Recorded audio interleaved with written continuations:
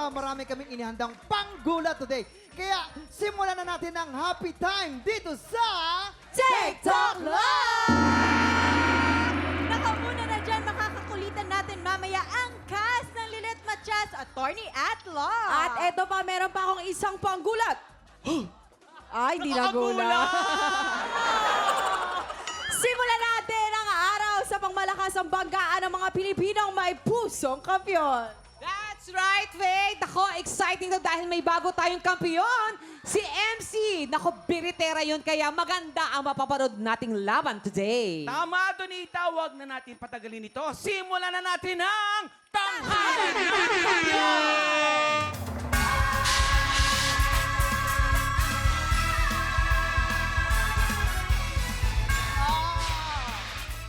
Mamang! Alam mo, mukha kang Hollywood actress ngayong araw na to. Ay, sino naman yan? Olivia Newton-John. Di ba? Olivia Newton-John, di ba? Eh, di, kung gano'n, ikaw si John Travolta. Aba, syempre. Ay, Di ba? paano ulit? Ganda. Kailan Parang nag-disco kailan yan, kaya tatiming ang sayaw ni Kuya Kim? Hindi na kuya kinyo ko na sa timing. Kahit kailan, wala sa timing. Naku po, pero eto na. Para masimulan na ang laban today, heto na po ang ating mga inampalan. Our guest judge, R&B crooner Darwin. Queen Dam Diva, Jessica Villarubin. And OPM hitmaker, Renz Verano. Kilalanin na natin ang dalawa nating kalahok. Ang pinakauna po, Benesh Tobo. At Harold Santiago. Silang sasabak sa Unang Banggan! Hi, Dinesh! Hello! I'm so happy na nakita kita. Makuha yung mga halamang dagat. I know! Pero sobrang nakaka-happy lang na makita natin yung mga ganitong mga member ng LGBTQ community na talagang sobrang talented, di ba? Yes, Pero po. ikaw ba, yung pagiging tulad natin ng mga gay o mga bading, sabihin na natin, tanggap ba agad ng magulang mo? Single mother po yung mama ko. Okay. Tapos tatlo kaming magkakapatid kasi. Tapos pangalawa ko. Tapos yung panganay po namin is falls under the autism spectrum. Okay. So tatlo po kami magkakapatid. Tapos mag-isa lang pinalaki ng mother ko yung kaming magkakapatid. Bata pa lang ako, alam na nila na malandi ako, ganyan. Maharot, okay. malambot. So, alam nilang babae ako. Charot lang. Babae talaga? Yes. So, alam po nila na gay ako, ganyan. Okay. Tapos, parang sila na lang yung nag-intay na sa akin manggaling. Manggaling. So, hindi nila ako pinilit. Oh, that's nice. Hanggang maging comfortable ako na aminin sa sarili ko na I'm proud to be gay, ganun. Kaya, I'm so happy na tanggap ako ng nanay ko. And very supportive siya sa akin. Mami, ano pangalan? Mama Ann. Mama Ann, ako thank you ha. Napaka-support. Sana lahat ng mami ganyan talaga. Domo from Quezon City. Alam mo, nakapikit ako habang kumakanta ka. Grabe, parang babae ba itong kumakanta? Grabe. Pero syempre, yun lang yung akin lang naman. Pero mas importante, pakinggan natin kung ano ang masasabi ng ating mga inampalan. Same key ba yan nung kay Between? Opo. Oh. O, di ba? Yung boses mo, natural yan? Opo. Oh. Pati tawa niyan, taas eh. Oo. Andun no? Nandun agad. Nandun agad. Maganda ang iyong interpretation. Same key, kakaiba. Para sa isang lalaki na kumanta ng same key ng kanta ng babae, hindi ka panipaniwala. It's something different. Thank you po. Maganda ang rendition mo. Meron lang akong napansin nyo sa iba. Kasi, uso kasi ngayon sa mga millennials, mamang, pinuputol nila yung mga words ng iba. Okay. Iba yung pagputol nila. Why is that? Why? Maybe it's the trend. It's a trend. It's the trend right now. Why you're doing that? I don't know. Don't do that. Ganun daw ang uso ngayon sa mga millennials. So, siguro, meron siyang style na ginawa niya yon. Kaya lang sa akin, makaluma ako eh. Oo naman, kita naman. Oh, kita naman. Lumang tao naman kasi. Kaya, doon pa rin ako. Doon sa traditional, doon sa conventional na way of singing. And cutting words. Ang isang example ko yung luha. Luluha. Huwag kang puputol dun sa lu. Putol ka, luluha. Doon ka na pumutol after. Buuin mo yon. Yun lang. Feeling ko minumumog mo lang yung mga Bruno Mars sa umaga pag bagong gising. Ayan, Pang warm up lang niya yun, feeling ko. Binigyan mo siya ng idea kung sakali, no? Mga Bruno Mars. Mars, ano mo yan? Kaya pala Bruno Mars. Pero yun, ang galing ng yung placement mo, very consistent, hindi nakakatakot. Parang ramdam namin na abot mo talaga. Benesh, Domo arigato for that performance. Thank you. Sige. Alam mo, you really give the right emotion of the song. Yun yung naano ko sa'yo. Parang naramdaman ko na kung ako na lang sana talaga ang yung minahal. Diba? Napaka-confident mo sa stage. Naramdaman ko na you're very ready. Wala akong kaba na naramdaman sa kanya. Wala. Dito. Nag-enjoy ka lang at nag-enjoy kaming lahat. Congratulations. Eto naman, anong score kaya ang bigay ng ating mga inampalan? Daryl. Benesh, ito ang stars na bibigay ko sa iyo.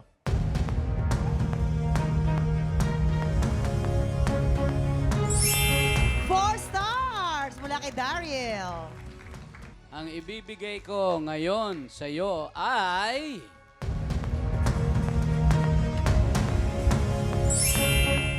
3 stars mula naman kay Tatay Renz, okay? Yes. Pero syempre, bibitinin muna natin kung anong scores na ibibigay ni Jessica. Sa ngayon naman ay kilalanin na natin ang ating pangalawang kalahok, Harold Santiago. Harold, dahil parehas tayong tatay, ito lang ang kwentuhan natin. Si Harold ay isang LGBT. Tapos, Yes. paano yun? Paano mo na-explain sa anak mo? Hindi ko na ine-explain actually. Parang what you see is what you get. Tinuturuan ko silang mag-makeup, mag-sumayaw, kumanta, mag-acting. Tapos minsan, tinuturuan ko silang pumili ng gwapong lalaki. Anong relasyon niya sa asawa mo? Na nanay ng mga anak? Dininig ng Diyos yung dasal ko na sabi ko sa kanya kasi lagi, kung may galit ka man sa akin na lang. Oo, Huwag na dami yung mga bata. So, ayun, binessage niya ako. Ang sarap-sarap ng feeling.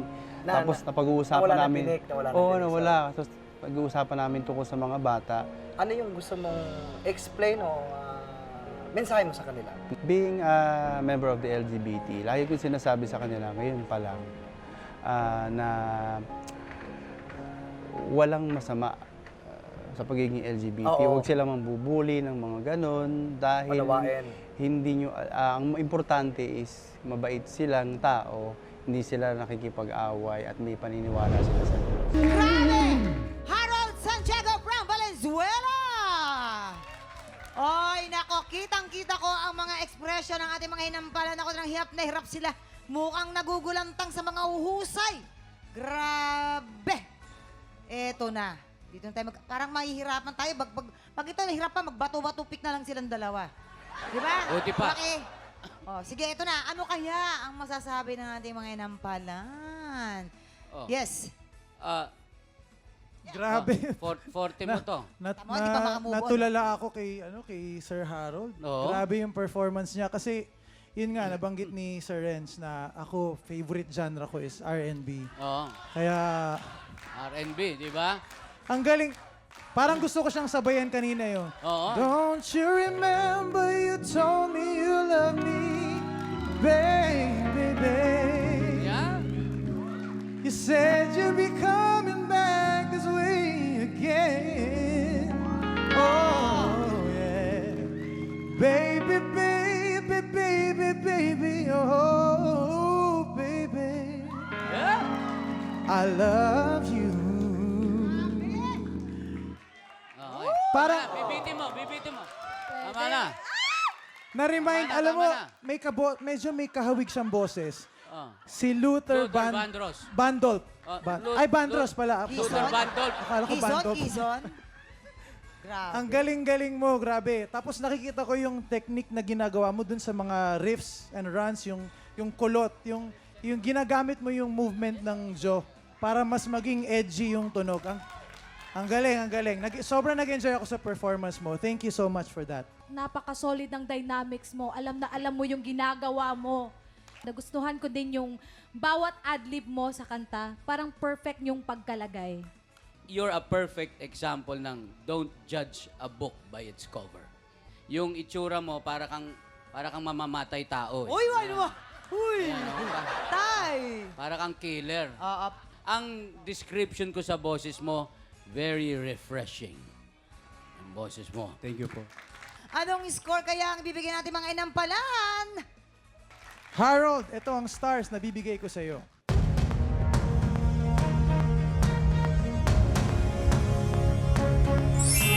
Five stars! Dahil nagulat mo kami ngayong araw, ang bibigay kong score sa iyo o between ngayong araw ay...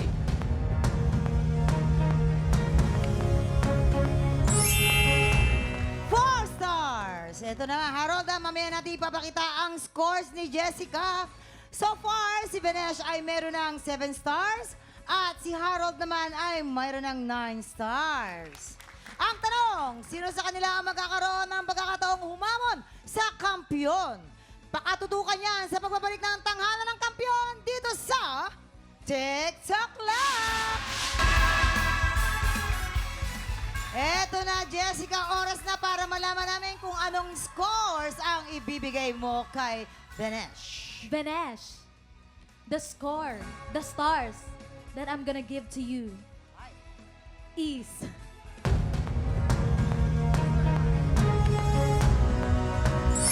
Four stars!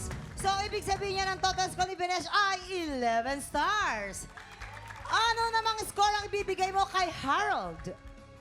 Harold, sa performance na pinakita mo sa amin today, ang stars na ibibigay ko sa iyo ay...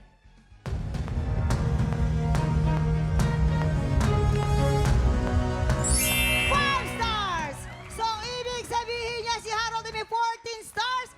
Naku, eto na nga, congratulations Harold, ikaw ang hamon sa kampiyon ngayon. Harold, laban kay MC. Handa na ang tanghalan para sa kanilang back-to-back tapakan. At yan ang makapigil hiningang back-to-back nila Harold and MC. Ay, nako, sa husay inyong dalawa, gusto ko na kayong patalunin. Ang mananalong kampyon ay tatanggap po ng tumataginting na 10,000 pesos. At sa bawat araw na magtuloy-tuloy ang kanyang kampyonato, ay tuloy-tuloy din ang paglaki po ng kanyang cash prize. Alright, eto na tayo. Ginampalan. Sino ba ang umangat para sa inyo? The champion that we choose today. At nakita namin sa kanya yung potential na super laki pa na May- pwede meron niyang pang- ipakita meron for pang us. ibibigay, yeah. Yes. Naman. Maraming salamat, Jessica. And of course, ito na alamin na natin ang scores na ibinigay ng ating mga inampalan.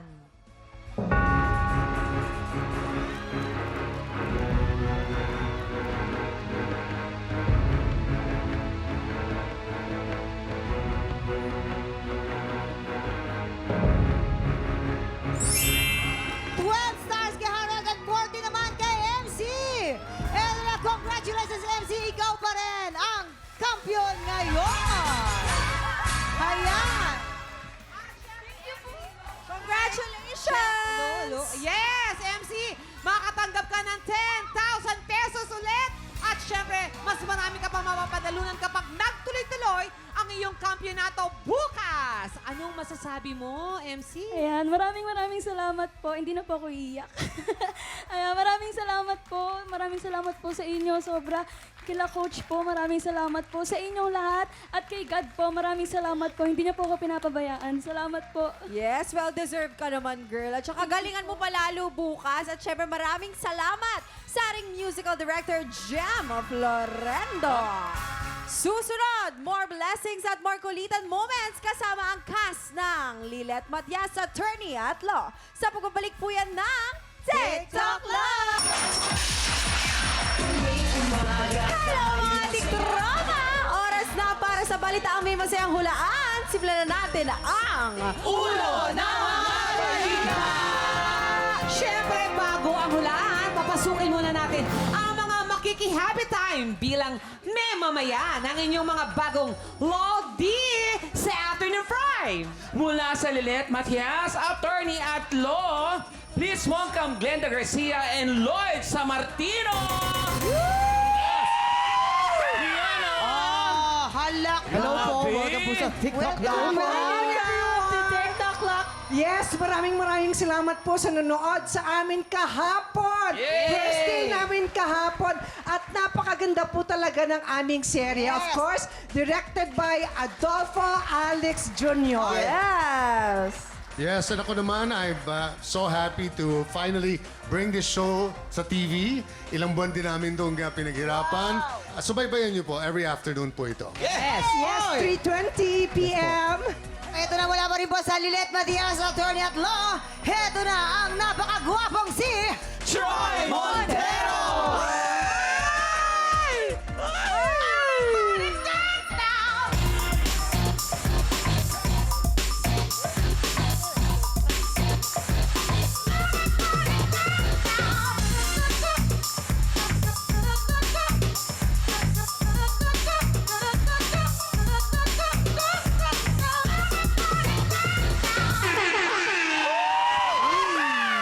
Grabe, mama. Oh my gosh, what's happening? Hindi, at saka ano, mama, parang 1 minute lang na nag-rehearse. Pero di ba, iba ang galawan talaga ni Sir Troy. Thank you. Sir Troy, ano po bang role nyo sa Attorney Matias? I play Attorney Spanky. So, best friends ni Maricel Laksa. So, very excited na to be showing this now here on GMA. So excited to be here. It's my first na soap on GMA. So, Wow, congratulations. At syempre, ready na po ba kayo sa ulo ng mga balita? yes, I'm ready. Let's go! Ayan, meron tayong tatlong tiktropa na may kanya-kanyang kwento. Kailangan nyo lang po gawin ay hulaan kung anong headline ang tumutukoy sa mga kwento nila. Galingan nyo po sa panguhula dahil sa bawat tamang hula mo, makakatanggap ng blessings ang ating mga studio tiktropa. At kung mali naman po ang hula mo ay additional blessings ito na mapupunta dun sa tiktropa na hindi mo na-match. Oo naman pala. Ito na, silipin na natin ang ating mga headline. Natin na po ang Ulo ng mga balita! Headline number 1, nakipag-away sa kapitbahay dahil sa kalat ni Bantay. Oops. Headline number 2, gabi-gabi puma-party-party, naging magna cum laude. I love it. Headline number 3, biker, nagpedicab mula Mindanao hanggang Maynila. Ay, grabe yun. Headline number 4, na-addict sa online casino.